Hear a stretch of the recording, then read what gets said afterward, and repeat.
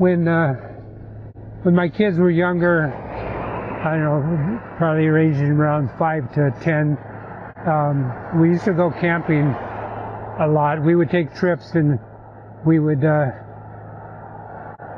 Carol would stay home, and I would take the kids, and we would had an old station wagon, and we'd all pile in, and we'd go off to some adventure somewhere. I always picked a destination, and we would go there.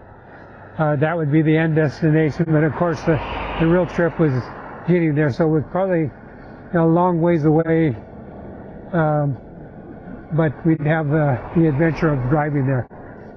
So I think we went to Sequoia one time, and we didn't actually park in the Sequoia National Park. We got a campground somewhere outside of the park, and we got there late, and I had been driving all day, well, not all day, 6 hours or so, and was tired.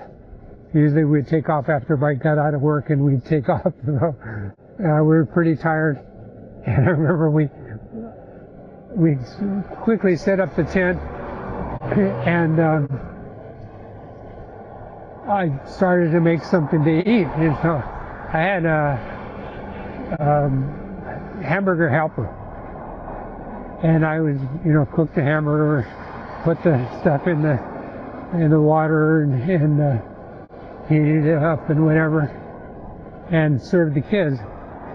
And they were all complaining that it tasted terrible, and I'm thinking, like, how, you eat this all the time. How can you say it tastes terrible? Maybe it's like the altitude or something. And so I served myself a plate after telling them to just eat it, and I started eating it, and it tasted terrible. And I was like, what the heck is going on here? And then I noticed that I had forgot to put the flavor back into the hamburger helper, so it was basically hamburger without any help.